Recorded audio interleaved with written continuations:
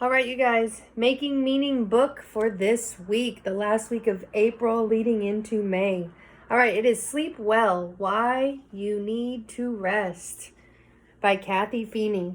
Why you need to rest. So this book, we're going to think about the connection of this nonfiction book and everything we're learning from it in connection to our lives. So as I read, think about how you do these things, okay? Or if you do these things. Also, we'll think about vocabulary and we'll do our writing and everything from this book this week. All right, Sleep Well, Why You Need to Rest. Sleep well. You need sleep. Getting a good night's sleep is important. You do not have enough energy when you are tired. You may not be able to think clearly. Sleep helps your body rest and relax. Energy is the strength to do things without getting tired. Guess what? Yawning seems to be contagious or catching. Did you yawn when you read this sentence? I wanted to. How much sleep do you need? Yawning usually is a sign that you are tired. Everyone needs different amounts of sleep. You usually need 9 to 10 hours of sleep to feel rested. A yawn is when you open your mouth wide and breathe in deeply. Notice in our nonfiction books, there's a lot of words that we are learning. Lots of vocabulary. The sleep cycle. I'm going to read the sleep cycle first and then we'll go through the picture, the diagram. The sleep cycle, your brain sends messages to parts of your body when you sleep. These messages tell your body to relax. Your body goes through the sleep cycle several times during the night. The sleep cycle are stages of sleep. Changes in brain waves cause these stages. So let's look at the sleep cycle. First, you're awake. Then you go to bed. So stage 1 is falling asleep. This stage lasts 1 to 7 minutes. You go on to stage 2, light sleep. You spend half of the sleep cycle in this stage. Then you move on to stages 3 and 4, deep and quiet sleep. Sleepwalking happens during these stages. And then we go to the last stage, which is the REM, R-E-M, rapid eye movement, the REM cycle. Dreaming and nightmares happen during this stage. And then back up to being awake and then starting the cycle over again when you fall asleep. So let's talk about sleepwalking.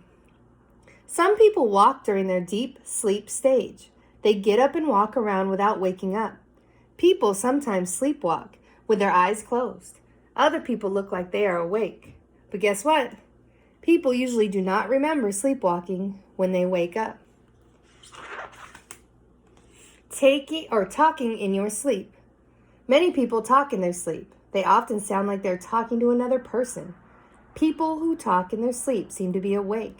You usually do not remember talking in your sleep. You can talk in your sleep during each stage of your sleep cycle. And guess what? Most people change their sleeping position more than 30 times in one night. This action often is called tossing and turning. Dreaming. The last stage of the sleep cycle is called rapid eye movement, or REM. Your eyelids are closed during REM, but your eyes move back and forth. You dream during this part of your sleep cycle. Try this.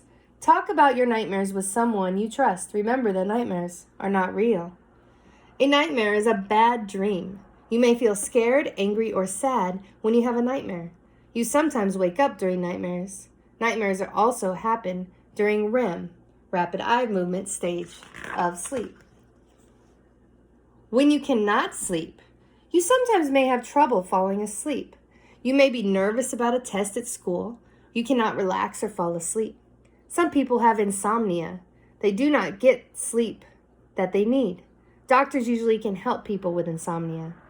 Insomnia is not being able to fall asleep or stay asleep once you do fall asleep. Sleeping well.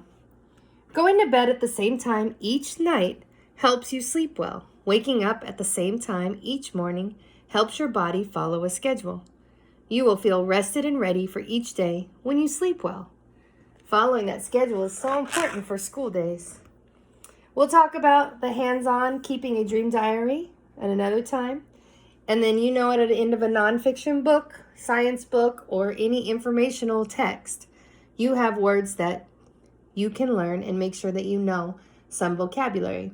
In the back of this book, it says energy, insomnia, nightmare, and schedule. Words we talked about as we read Sleep Well, Why You Need Your Rest. All right, think about what we read. If you need to read it again, play the video, and we'll talk about it. We'll talk about vocabulary and things we're going to write. Okay? Bye, guys.